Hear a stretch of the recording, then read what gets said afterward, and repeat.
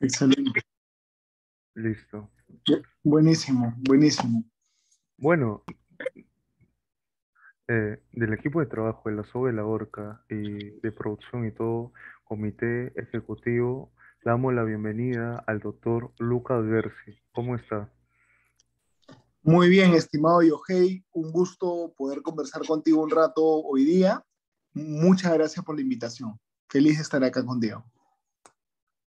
Como nosotros bien sabemos, el doctor Lucas es abogado de profesión, muy aparte de ello, docente de la Facultad de Derecho de la Pontificia, perdón, de la Universidad San Martín de Porres. ¿Y para qué? ¿Nos podría otorgar unas palabras iniciales si fuera tan amable, doctor? Sí, claro, por supuesto que sí, Yohei. Eh,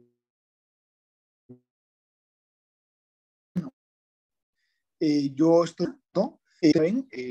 Hace aproximadamente un mes yo estoy promoviendo a nivel nacional la campaña de recolección de firmas en contra de la Asamblea Constituyente, ¿no es cierto? Básicamente recolectando firmas en todo el Perú para promover un proyecto de ley ciudadano respaldado por los peruanos, una iniciativa que va básicamente de abajo hacia arriba, que proponemos nosotros agregar un pequeño párrafo al artículo 206 de la Constitución para que se prohíba expresamente una asamblea constituyente. Y estamos abocados a esta tarea. Ya llevamos más de 1 millón de firmas a nivel nacional. Todos los días llegan más firmas y realmente muy contento, muy optimista por todo el extraordinario trabajo que las personas están haciendo. Desde acá mi agradecimiento grande a todas las personas que nos están apoyando y vamos a seguir haciendo esto porque realmente la Asamblea Constituyente es una amenaza muy grande para el Estado de Derecho y para la posibilidad de tener una vida que valga la pena vivir en el Perú. Entonces vamos a frenar a la gente que no tiene pues valores democráticos y estamos en buen camino para frenarlos, ¿no es cierto? Con mucha contundencia. Entonces, nada, muy, muy contento con cómo marcha este proyecto. Es agotador, pero lo estamos haciendo con el apoyo de todos ustedes. Y realmente muy, muy, muy agradecido por este apoyo tan grande que nos están dando en diferentes partes del país, ¿no? Claro, y lo más llamativo y como dato relevante es ese palpable desprecio a los usos democráticos que bien mencionas, sobre todo esa falta de respeto al adversario y la desfachatez con la que estos totalitarios intentan dar lecciones de democracia. Los liberales no coincidimos, perdón, no vemos el texto constitucional como un simple o mero Big Bang político, sino como un principio creador, sino como aquello que salvaguarda la libertad frente a esa arbitrariedad del poder. Y esto es lo que realmente importa en el tiempo porque cada vez más vemos que el Estado crece sin fin, se entromete en la vida privada y reglamenta todo acto, pero sobre todo pensamiento, puesto que ahora es tiempo de estos ingenieros sociales y toda la atmósfera totalitaria con, y contra eso debemos servir. Sí, definitivamente, Yohei, ¿no? Digamos, de lo que se trata es de resguardar la existencia de un estado de cosas donde el derecho controle el poder y que no se instaure un estado de cosas donde el poder va a aplastar el derecho y va a controlar absolutamente todo, ¿no es cierto? Entonces, definitivamente, lo que tú has mencionado tiene que ver con el espíritu de lo que nosotros estamos haciendo. ¿Por qué es que nosotros nos oponemos a la Asamblea Constituyente? Esto ya lo he mencionado varias veces, pero creo que es importante repetirlo. Nos oponemos a la Asamblea Constituyente porque, por definición, la Asamblea Constituyente es el pueblo supuestamente organizado para dar lugar a un nuevo orden político y jurídico. Entonces, la Asamblea Constituyente, por definición, posee poderes ilimitados. Y el poder ilimitado puede degenerar ilimitadamente y puede aplastarte ilimitadamente. Entonces, una asamblea constituyente, ¿qué cosa podría hacer? Podría abusar de su poder de dos maneras. Número uno, promulgando una constitución que no refleje valores democráticos. una constitución donde se reprima, por ejemplo, la libertad de prensa, o una constitución que tenga una economía totalmente estatista, o una constitución donde, digamos, ya no haya límites a la reelección presidencial, o donde el presidente pueda disolver el Congreso, digamos, en el acto, o donde ya no haya realmente un poder judicial independiente, o en que instalen un mecanismo como el que tiene Bolivia, por ejemplo. En Bolivia los jueces se escogen por votación popular, pero los candidatos a jueces son preseleccionados por el gobierno de manera fraudulenta. Es un sistema como el que existe en Irán. Entonces, una asamblea constituyente podría desmantelar las instituciones democráticas, transformando un Estado de Derecho con muchos problemas, muchas dificultades, muchas distorsiones, en algo que ya no es Estado de Derecho. Entonces, realmente tiene la posibilidad la Asamblea Constituyente de hacer mucho daño sin ningún control. Porque cuando el Congreso de la República modifica la Constitución, el Tribunal Constitucional lo puede controlar o el Poder Judicial lo puede controlar. Pero la Asamblea Constituyente está por encima de todo. Nadie la puede controlar. Entonces abre la puerta a la arbitrariedad. Y la otra cosa que podría hacer la Asamblea Constituyente es que mientras redacta la Constitución, podría concentrar el poder. Por ejemplo, la Asamblea Constituyente podría decir, ¿para qué va a funcionar el Ministerio Público? Si es que nosotros estamos refundando el país y creando un nuevo Ministerio Público. Entonces intervengo el Ministerio Público y paralizo todas las investigaciones. ¿Para qué va a funcionar el Poder Judicial? Intervengo el Poder Judicial. Si el Congreso hace algo que a mí no me gusta, revoco la decisión del Congreso. Si el Poder Judicial o el Tribunal Constitucional hacen algo que no me gusta, revoco las decisiones de estos organismos. Las elecciones municipales y regionales, no, ¿para qué las vamos a tener si es que vamos a refundar el país? Entonces se suspenden las elecciones. Y estas son cosas que hizo la Asamblea Constituyente de Venezuela en 1999 y que las volvió a hacer en el año 2017. Entonces abre la puerta a la Asamblea Constituyente a situaciones de gigantesca arbitrariedad. Y esto sería suficientemente malo, yo sé, si la Asamblea Constituyente fuese electa democráticamente. Pero la propuesta de Perú Libre es que los peruanos, a través de nuestro voto, escojamos solamente al 60% de los constituyentes. Y el otro 40% no sería electo directamente por los peruanos vía el voto, sino indirectamente por organismos de la sociedad civil, colegios de abogados, grupos profesionales, etc. El problema es que la sociedad es compleja. Inevitablemente va a haber una selectividad. Entonces, los grupos de la sociedad civil afines al gobierno se les regala constituyentes, otros grupos de la sociedad civil no tienen constituyentes, entonces hay un criterio totalmente selectivo que menoscaba y termina por dinamitar el funcionamiento de la democracia. Entonces nos quieren en realidad agarrar de tontos. Quieren que le entreguemos poder absoluto a un organismo electo de manera no democrática, sino corporativista. Y este esquema es idéntico, igualito, plagiado, tal cual, de lo que hizo Nicolás Maduro en Venezuela en el año 2017. Están queriendo implementar exactamente el mismo modelo de Venezuela en el año 2017 en el Perú, igualito. Entonces, es realmente una amenaza grande a la democracia. Quien de buena fe quiere proponer un cambio, te dice qué cambio quiere proponer y lo discute en democracia. Aquí no hay cambios que se están proponiendo de buena fe.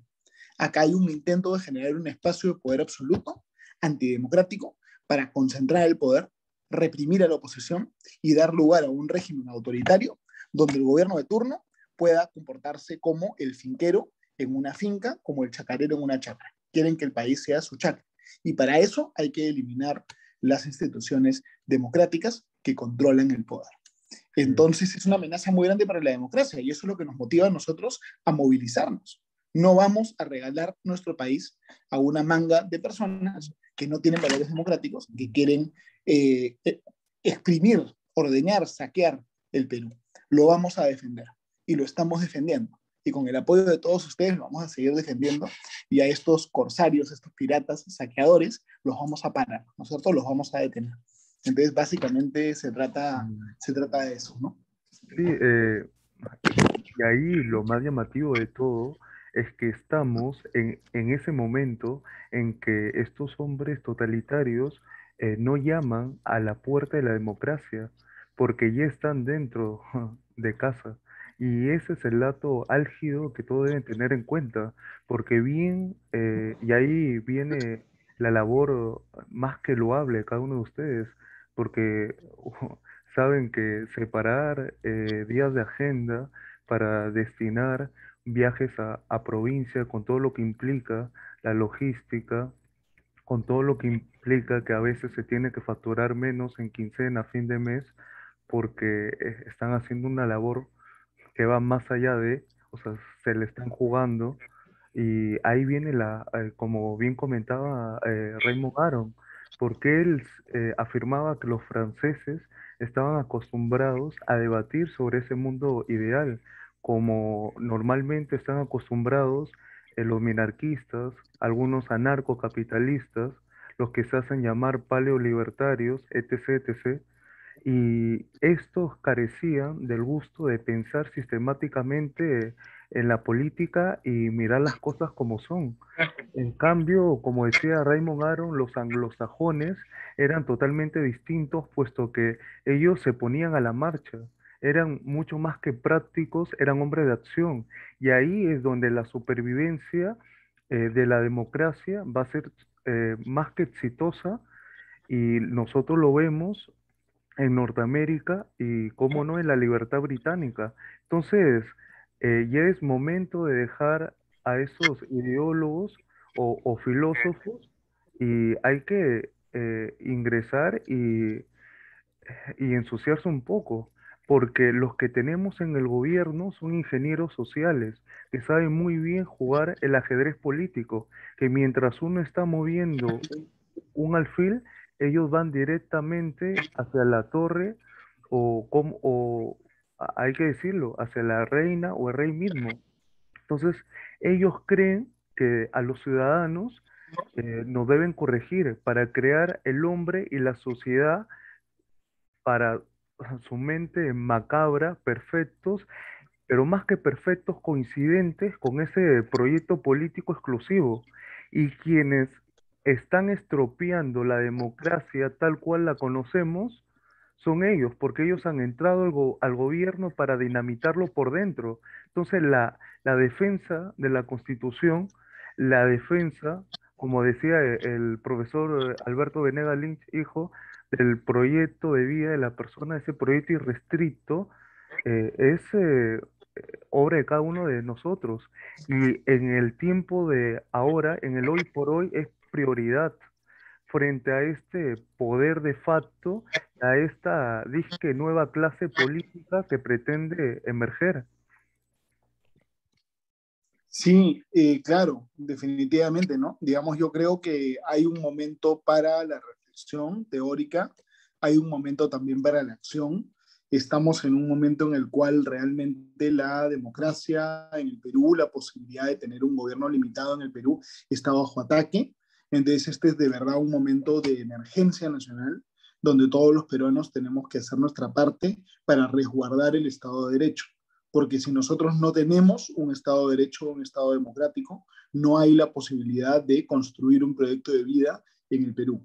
Y no va a haber la posibilidad de tener una vida donde las personas puedan construir sus sueños. Si no, hay una vida donde ya no hay libertades políticas, donde ya no hay libertades económicas en un gobierno dirigido, donde no se puede crear riqueza, donde quien piensa distinto lo pueden desaparecer o lo pueden golpear en la calle o lo pueden detener arbitrariamente, donde la prensa está controlada, donde las elecciones no son elecciones reales, sino pantomimas de elecciones, donde todos los negocios, para poder hacer un negocio, tienes que ser amigo del ministro del gerente municipal, del funcionario público, básicamente un estado de cosas donde no se puede vivir.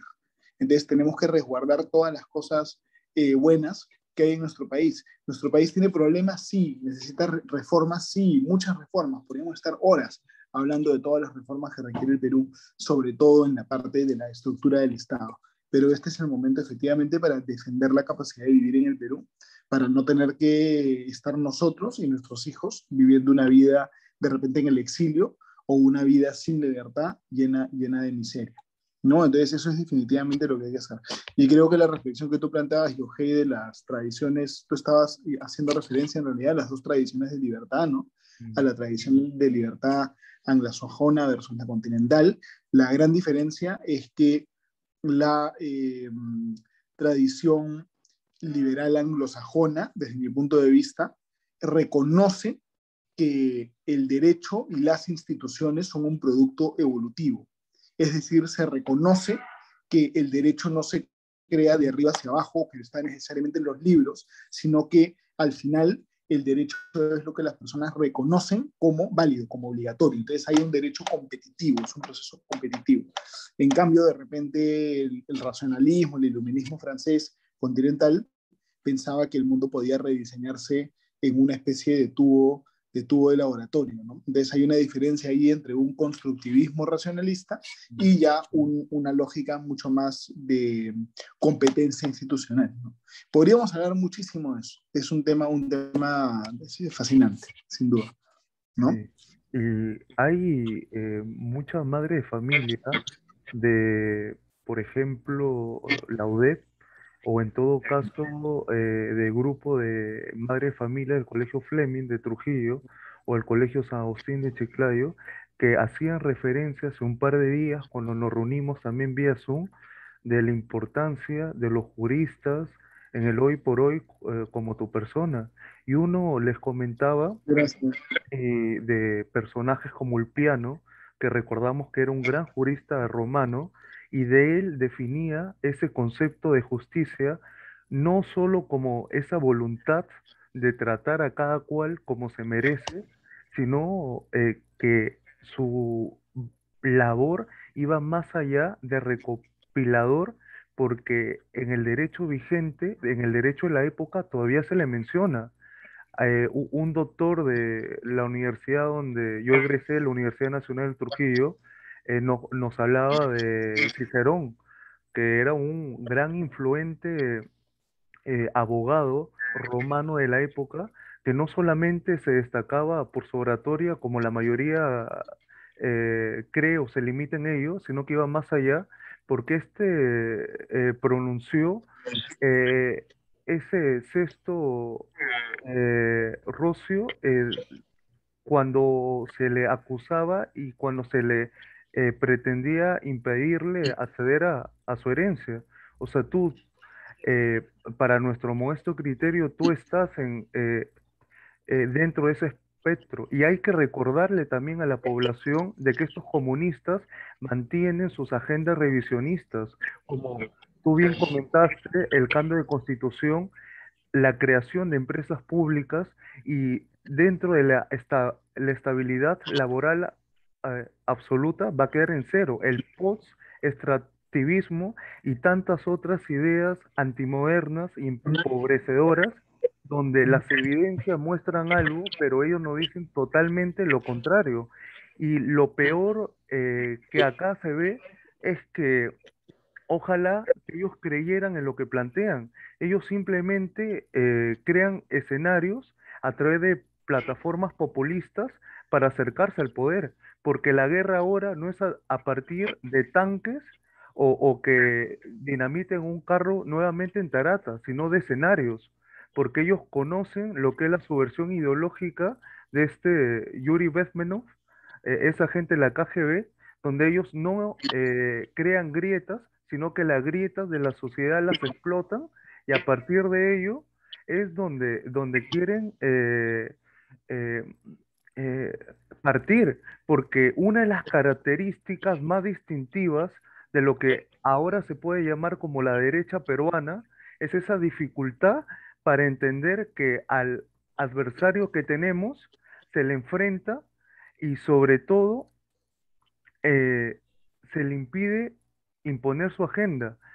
Hay algunos que ven con ingenuidad al gobierno de Castillo, sabiendo que este juega la palestra, juegan a pared con Cerrón y creen que tarde o temprano va a ser un nuevo Ollanta Tazo que va a tener un Salomón Lerner Guitis a su costado y se va a llenar de todos los progres, y disculpando porque tú eres egresado de la Cato, pero es así. Bueno, digamos, yo creo que es muy cierto lo que mencionas, Flohei, en los minutos que me quedan, porque ya Mm, lamentablemente me quedan sí, pocos sí. minutos acá. ya tengo otro compromiso luego, pero una última reflexión, ¿no? Para ir cerrando. Eh, el señor Castillo y Perú Libre no tienen ningún interés en gobernar democráticamente. Para una persona formada en marxismo, el poder no se ejerce democráticamente, sino que el poder se tiene que conquistar. Entonces, la prueba de que ellos no tienen ningún interés en gobernar democráticamente es que pese a haber sido electos con una muy pequeña mayoría relativa en primera vuelta y con una pequeñísima mayoría sobre Keiko Fujimori en segunda vuelta, y además en una elección extremadamente cuestionada, no han tenido acercamientos con otras fuerzas políticas, no han cedido posiciones, no han buscado negociar, sino que se han mantenido de manera absolutamente militante en sus posiciones y han nombrado como ministros a personas abiertamente vinculadas con organismos de fachada de Sendero Luminoso. Es decir, quieren polarizar, quieren generar una crisis y emplear esa crisis para concentrar el poder. Ellos no están interesados en tener ningún tipo de diálogo con nadie y no están interesados en retroceder o ceder ningún tipo de posición con nadie. Lo que buscan ellos es una revolución Te, desde la perspectiva. ¿No? me vas a disculpar, nos comentan que Perú Libre está recolectando firmas de manera incorrecta para imponer lo que es la Constitución, y nos preguntan qué se puede hacer ante esa problemática. Y, a ver, buena pregunta. Ahora mismo menciono eso. Para poder cambiar la constitución, sí o sí se requiere pasar primero por el Congreso. Por eso es que nuestra propuesta de recolección de firmas lo que busca hacer, lo que plantea, es que básicamente se recolectan todas las firmas, que nosotros aspiramos llegar a varios millones de firmas. Una vez que las firmas se hayan recolectado, se hayan digitado, se ingresa a los organismos electorales, la OMPE con apoyo de RENIEC, validan las firmas, algunas firmas serán declaradas nulas y luego esto pasa al Congreso. Y es el Congreso el que aprueba el proyecto de ley por dos mecanismos, bien sea dos votaciones en dos legislaturas ordinarias sucesivas con tres cuartas partes de los votos del Congreso o una votación con mayoría simple más ratificación por referéndum a través del Congreso. Lo que plantea hacer Perú Libre, que es totalmente equivocado, es que ellos plantean recolectar firmas y luego irse directamente a un referendo. Eso es inconstitucional. Eso sería un golpe de Estado. Eso es inaceptable. Y si es que se llega a eso, nosotros lo vamos a denunciar. Y lo vamos a denunciar de manera muy clara. Y vamos a acudir a donde tengamos que acudir. ¿No es cierto? Y además el Congreso de la República tiene todas las herramientas constitucionales legales para cuestionar esta situación. Pero para que la cuestionen bien, también requieren el apoyo de la opinión pública. Entonces de eso nos vamos a encargar todos nosotros. No es Ah, posible mm, cambiar la Constitución, y a través de un referéndum, sin pasar primero por el Congreso. Entonces lo que están planteando ellos es una locura, porque ellos leen el artículo 31 de la Constitución de manera separada con el artículo 206 de la Constitución. Ellos quieren mutilar la Constitución, partirla en dos, y eso no es posible. Eso no se puede. ¿No? Entonces, ese es el comentario sobre ese punto. Y acá lo que es importante tomar en cuenta es que no puede haber eh, desarrollo económico, crecimiento económico, creación de riqueza con una economía centralizada. Eso era un poquito lo que tú me comentabas, ¿no, Yoge? Eh, Solo con libertad económica, solo con el funcionamiento del mercado, es que nosotros satisfacemos nuestras necesidades. Entonces el estatismo no genera riqueza, dificulta la creación de riqueza. Y además, mientras el Estado más interviene en la economía, se abren los espacios para el mercantilismo y para la corrupción. En una economía libre, la discusión de los empresarios es cómo le gano a la competencia haciendo un producto más eficiente, un producto más barato, un producto más innovador. En una economía intervenida por el Estado, ¿cuál es la discusión del empresario? ¿Cómo yo hago lobby con el alcalde, con el regidor, con el ministro, para que dificulten a mi competencia, para que cierren a mi competencia, para obtener un monopolio legal, para obtener tipo de cambio preferencial? Entonces el estatismo lo que permite es que el Estado otorgue dádivas a cambio de favores a los empresarios. Ya Me, no importa. me vas a disculpar, sino que el tiempo es limitado, como me comentas. Dicen que están captando a técnicos, especialistas, a ingenieros para a más tardar quincena de diciembre lanzar plataformas en canales eh, eh, tanto públicos como privados, netamente del gobierno, y nos escriben qué se puede hacer frente a ello, y algunos tienen información y te la quisieran enviar. No, no estoy seguro, Yohei, que he entendido lo que estás diciendo. Sí, es que ¿A qué dice puedes que confirmar eso de el, los go- técnicos?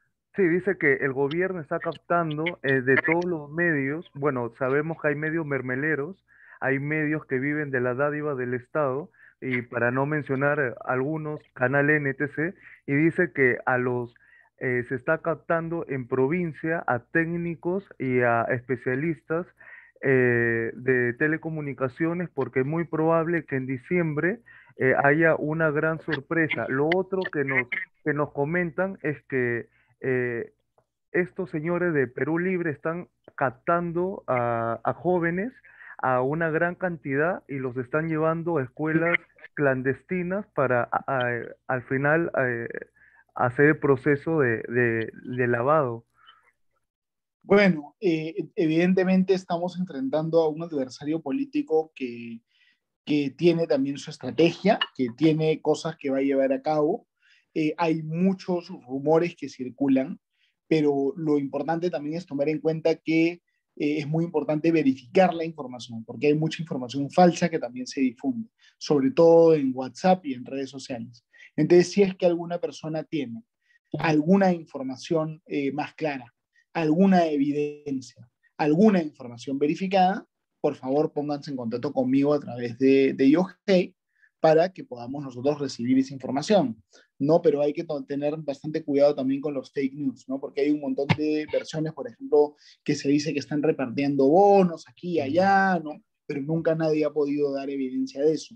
Era igual antes, ¿no? Antes Bermejo decía, ya tengo mi kit, estoy recolectando firmas, pero era mentira, no estaba recolectando firmas en ningún lado. Recién hace una semana más o menos, Perú Libre ha empezado a recolectar firmas, de hecho, respondiendo a lo que estamos haciendo nosotros. Es decir, ellos se han asustado, se han puesto nerviosos por el progreso que tenemos nosotros y por eso es que ellos han comprado su kit, ¿no? Entonces hay que tener serenidad, hay que estar muy atentos a las cosas que pasan y si alguien tiene información valiosa, una evidencia clara, por favor nos la pasan para nosotros poder Y, evaluar. y ahí viene lo más llamativo, porque si alguno maneja la inteligencia, ellos manejan la contrainteligencia. Si algunos conocen de cifrado, ellos manejan el doble cifrado. Entonces, como bien comentas, ahí hay que tener mm, mm, bastante en cuenta.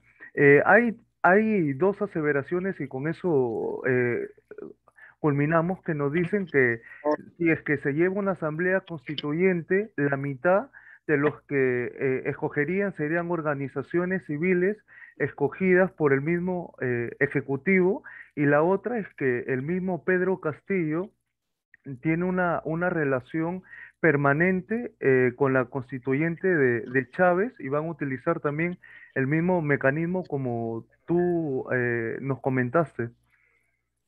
Efectivamente, el modelo de constituyente que ellos plantean es una constituyente corporativista, donde la democracia se mutila, donde incluso si ellos pierden la elección, pueden controlar la Asamblea Constituyente porque le van a regalar constituyentes a organismos o grupos sociales mal definidos, poco representativos y además escogidos de manera discrecional.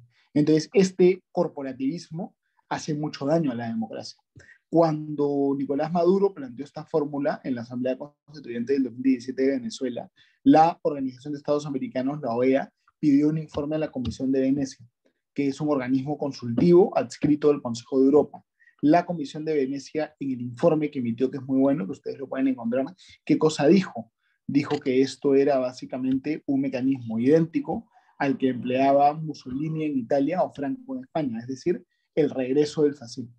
El fascismo, para menoscabar la democracia, empleaba mecanismos corporativos. Entonces, en el fondo lo que plantea Perú Libre es una contrarrevolución, es menos democracia, menos transparencia, menos soberanía, sino más bien una especie de sistema corporativo donde los poderes fácticos son abiertamente los que manipulan el proceso político. Entonces es absolutamente inaceptable. Y parte del objetivo de esta campaña, Yohei, es que la gente de diferentes regiones del Perú pueda conocer esto con la debida anticipación. Si es que nosotros no hacíamos nada, si nadie hacía nada, y a último minuto, cuando ya estaba convocada la constituyente, se hacía una campaña de 2 semanas, hacía, al final, a último minuto, realmente nos iban a pasar como una aplanadora, nos iban a triturar. Entonces, la idea de esta campaña es dar un golpe preventivo, de manera anticipada, antes salir al Perú, salir a los diferentes lugares del Perú a explicar por qué esto es un problema.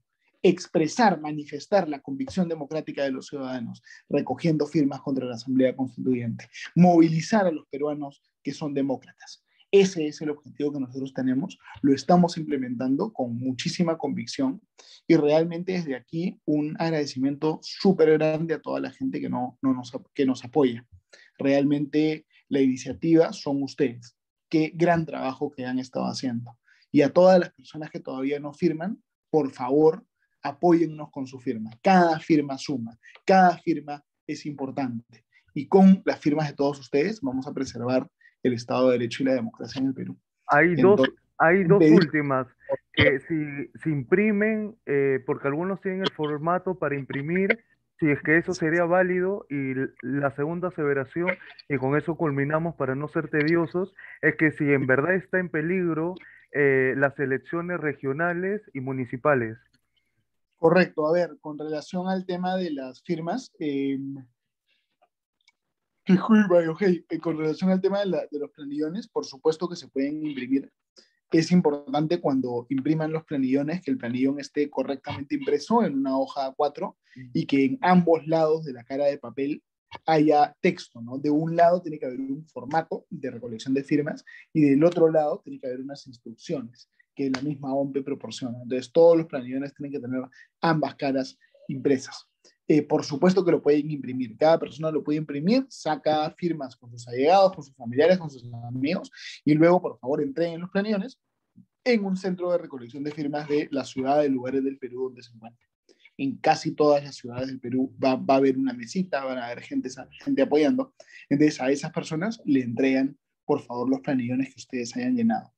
Con relación al tema de las elecciones municipales y regionales, yo estaba poniendo un ejemplo, ¿no? En Venezuela la Asamblea Constituyente suspendió estas elecciones. Si en el Perú se instalara una Asamblea Constituyente antes de las elecciones, esa Asamblea Constituyente podría suspenderlas, ¿no? Y evidentemente, incluso si no se suspenden, hay un riesgo de que Perú Libre cope las regiones en estas elecciones municipales y regionales. Entonces también es muy importante movilizarse democráticamente para derrotar a la gente antidemocrática en las elecciones regionales y municipales. Pero esa es otra historia, ¿no? De eso se encargarán las organizaciones políticas, de eso se encargarán otros peruanos demócratas. El tema mío no es la elección municipal o regional en este momento, sino que el tema mío es el tema de la firma, ¿no? Entonces, cada demócrata suma esfuerzos desde su trinchera, todos juntos vamos sumando y vamos resguardando la institucionalidad del país, ¿no? Esa es un poquito la reflexión.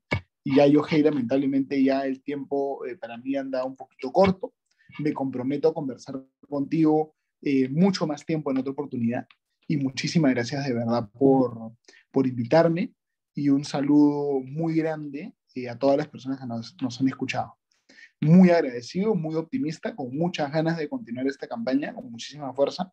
Y de verdad, todas las personas que no han firmado, apóyennos con su firma. Cada firma cuenta. Necesitamos llegar a más lugares del Perú y necesitamos poder recabar la mayor cantidad de firmas que podamos para enviar un mensaje contundente en defensa de la democracia y el Estado de Derecho. Entonces, muchas gracias, Jorge.